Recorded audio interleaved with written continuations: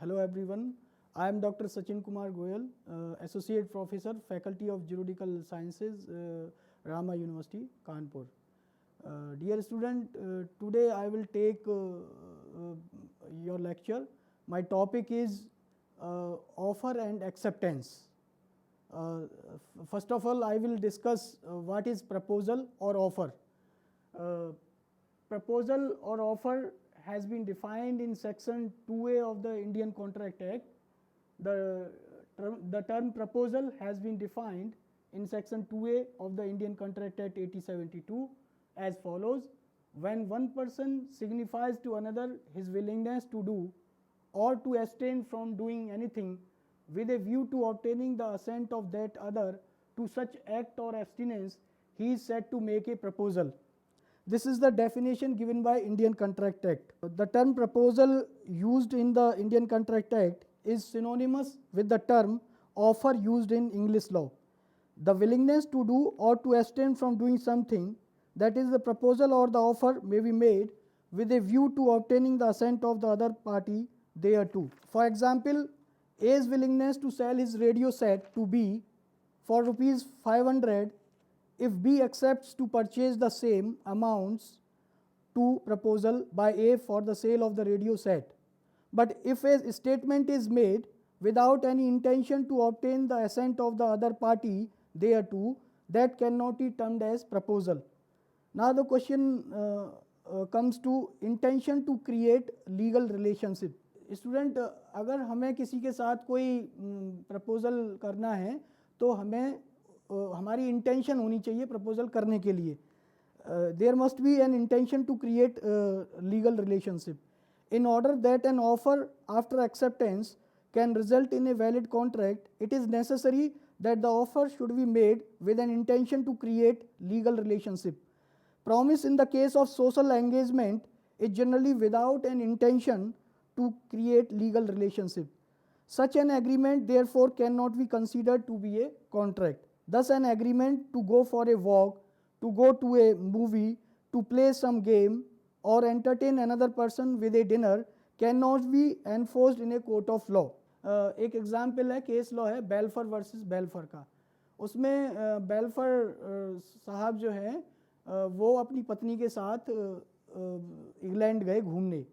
तो वो रहने वाले श्रीलंका के थे और जब वो इंग्लैंड अपनी पत्नी के साथ गए तो उसके बाद 10-15 दिन रहने के बाद उनका लौटने का प्रोग्राम हुआ, लेकिन उनकी पत्नी ने उनके साथ लौटने से मना कर दिया और ये कहा कि मेरा मन यहाँ पे लग गया है और अभी मैं कुछ और दिन यहाँ रहना चाहती हूँ.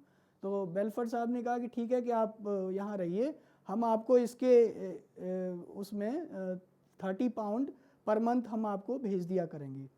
और उसके बाद बेल्फर साहब श्रीलंका लौट आए अपने देश, लेकिन उन्होंने कुछ दिन अमाउंट भेजा और उसके बाद उन्होंने 30 पाउंड पर मंथ भेजना बंद कर दिया.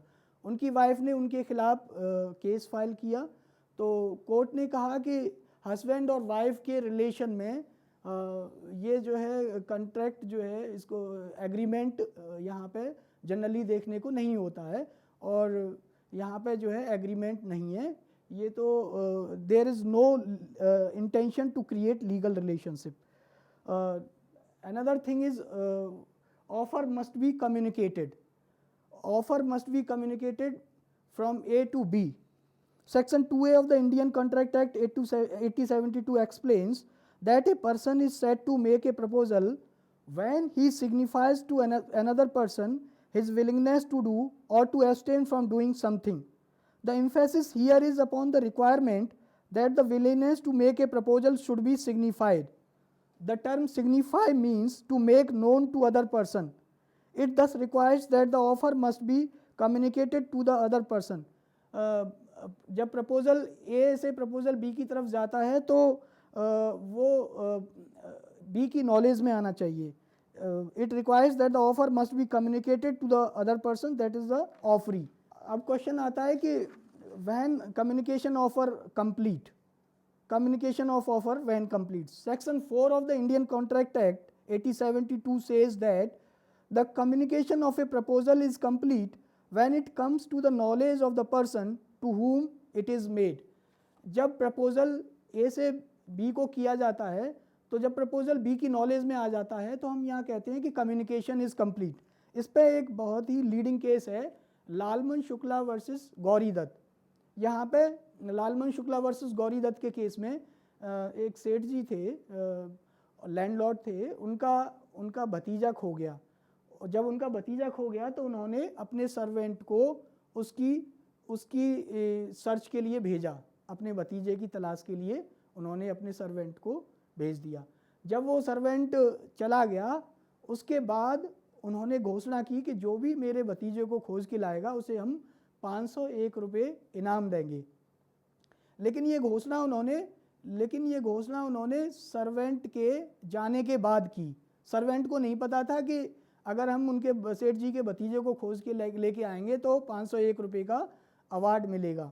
वो सर्वेंट जो है उनके भतीजे को खोज के ले आया, और जब उसे पता चली कि ऐसे ऐसे अवार्ड जो है अनाउंस किया है उन्होंने 501 रुपये का, तो उन्होंने सर्वेंट ने 501 रुपये की डिमांड की लैंडलॉर्ड से, तो उन्होंने उसे 501 रुपये देने से मना कर दिया। तो then servant go before the court of law, और उन्होंने कहा कि इन्होंने जो है 501 रुपये का अवार्ड घोषित किया था जो भी खोज के लाएगा।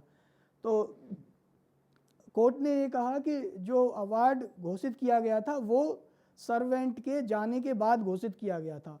तो इसका मतलब ये था कि उसको सर्वेंट को नॉलेज ही नहीं थी। जब उसे नॉलेज नहीं थी तो उसने एक्सेप्टेंस कैसे दे दिया? क्योंकि according to section 4 section 4 says that the communication of a proposal is complete when it comes to the knowledge of the person to whom it is made। क्योंकि जब सर्वेंट को ये पता ही नहीं था कि अवार्ड घोषित किया गया है तो उसने उसकी एक्सेप्टेंस नहीं दी, और जब एक्सेप्टेंस नहीं दी तो एग्रीमेंट नहीं हुआ तो देयर इज़ नो कॉन्ट्रैक्ट, तो उसको वो 501 रुपये का अवार्ड नहीं मिलेगा। इसके बाद हम आते हैं, this is all about proposal and offer. Now we comes to the topic acceptance. What is acceptance? स्वीकृति क्या होती है? Section 2B of the Indian Contract Act talks about acceptance. A proposal when accepted results in an agreement. It is only after the acceptance of the proposal that a contract between the two parties can arise. Now I discuss acceptance. What is acceptance? स्वीकृति क्या होती है? According to Indian Contract Act section 2B defines acceptance. A proposal when accepted results in an agreement. It is only after the acceptance of the proposal that a contract between the two parties can arise. According to section 2B of Indian Contract Act 1872, when the person to whom the proposal is made signifies his assent thereto, the proposal is said to be accepted. A proposal when accepted becomes a promise. The person making the proposal does not become bound thereby until its acceptance. As soon as his proposal is accepted, that is known as promise, whereby both the parties become bound. When the proposal or acceptance is made in words, the promise is said to be express.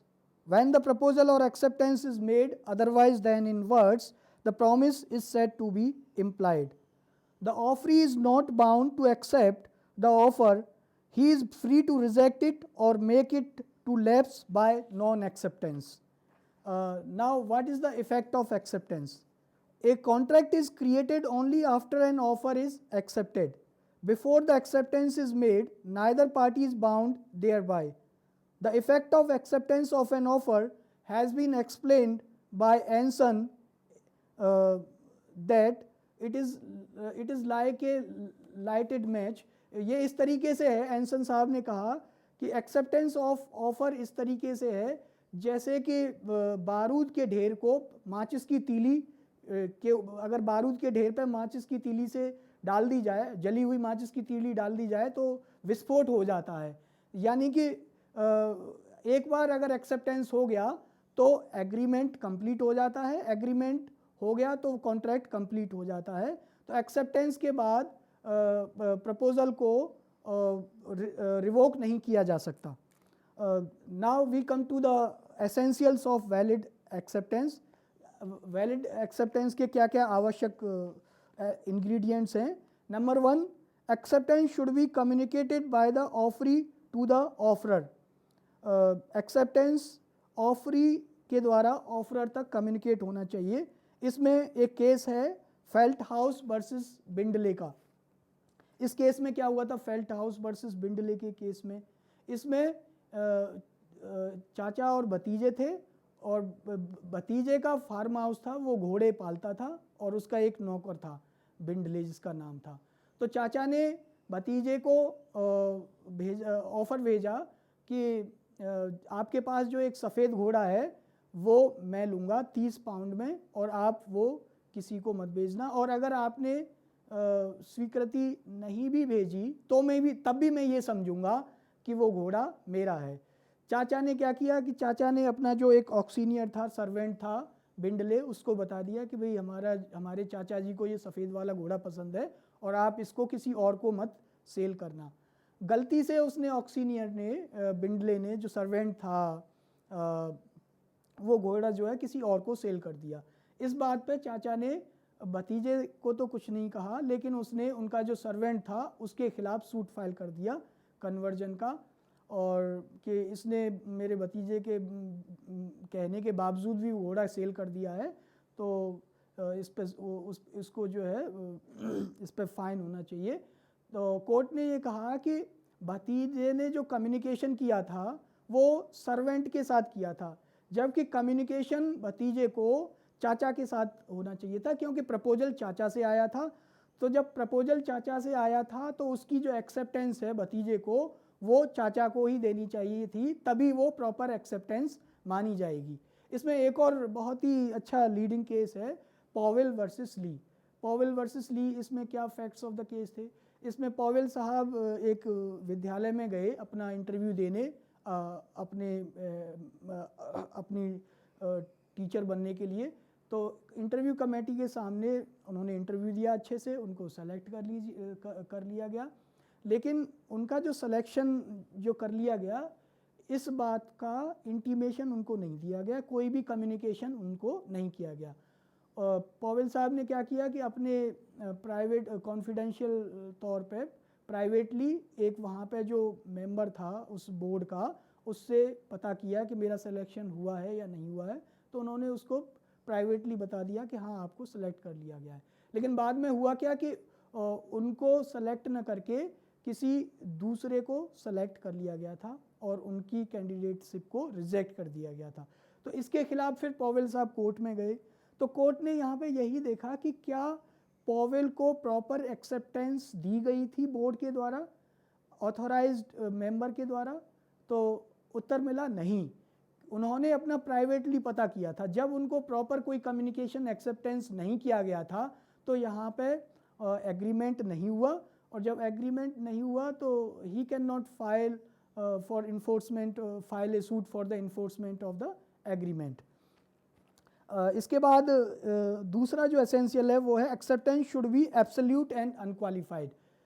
जिस तरीके से promisor ने offer रखा है, मान लीजिए मैंने ये कहा कि मैं अपनी घड़ी बेचना चाहता हूँ 2000 रुपये में, तो एक्सेप्टर को चाहिए, ऑफरी को चाहिए कि वो 2000 रुपये में मेरी घड़ी को ख़रीदे। ये नहीं है मैंने उनसे कहा कि मैं अपनी घड़ी बेचना चाहता हूँ 2000 रुपये में, वो कहते हैं, एक्सेप्टर कहता है कि नहीं हम तो इसके 1500 रुपये देंगे। तो यहाँ पे प्रॉपर एक्सेप्टेंस नहीं हुआ, यहाँ पे काउंटर ऑफर हो गया। तो this is not the proper acceptance. तो दूसरा जो एसेंशियल है, acceptance should B absolute and unqualified, कि जो प्रोमिसर प्रपोजल कर रहा है उसी तरीके का एक्सेप्टेंस एक्सेप्टर को देना चाहिए, ऑफरी को देना चाहिए। तीसरा पॉइंट आता है, इंग्रेडिएंट है एसेंशियल्स ऑफ वैलिड एक्सेप्टेंस का, acceptance should be expressed in usual और प्रेस्क्राइब्ड मैनर। जो ट्रेड होती है उसमें जो भी यूजुअल और प्रेस्क्राइब्ड मैनर जो भी यूजुअल मैनर होता है उसी यूजुअल मैनर में एक्सेप्टेंस देनी चाहिए, उसके अलावा कोई एक्सेप्टेंस नहीं मानी जाएगी। हाँ, ऐसा हो सकता है कि जो प्रोमिसर है वो कोई मैनर प्रेस्क्राइब कर सकता है कि आप इस तरीके से एक्सेप्टेंस दीजिए। वो ये कह सकता है कि मान लीजिए कि मैंने किसी दूसरे व्यक्ति को अपनी घड़ी बेची, तो मैं ये कहूँ कि मुझे एडवांस में, मैं 2000 रुपये में अपनी घड़ी आपको सेल कर रहा हूँ, तो उसमें से मुझे मेरी घड़ी आपको मैं तभी दूंगा जब आप मुझे ये 2000 रुपये एडवांस में देंगे। तो अगर मैंने कोई मैनर प्रेस्क्राइब किया है कि मुझे एडवांस चाहिए, तब उस मैनर में मुझे एक्सेप्टेंस ऑफ फ्री को देनी होगी। लास्ट एसेंशियल इंग्रेडिएंट है, acceptance should be made while the offer is still subsisting. मान लीजिए आज है 16 अगस्त और मैं ये कहता हूँ कि मैं अपनी घड़ी बेच रहा हूँ और ये ऑफ़र तभी ये ऑफ़र 31 अगस्त तक खुला हुआ है। अगर जो कोई व्यक्ति मेरी घड़ी खरीदना चाहता है उसको 31 अगस्त तक मेरी घड़ी खरीदनी है, तो एक्सेप्टेंस देनी है। तो जो भी व्यक्ति मेरी घड़ी खरीदना चाहता है उसको 31 अगस्त तक इसकी एक्सेप्टेंस देनी पड़ेगी, क्योंकि मैंने एक डेट दे दी है 31 अगस्त। Acceptance should be made while the offer is still subsisting. That's all about offer and acceptance. Thank you very much.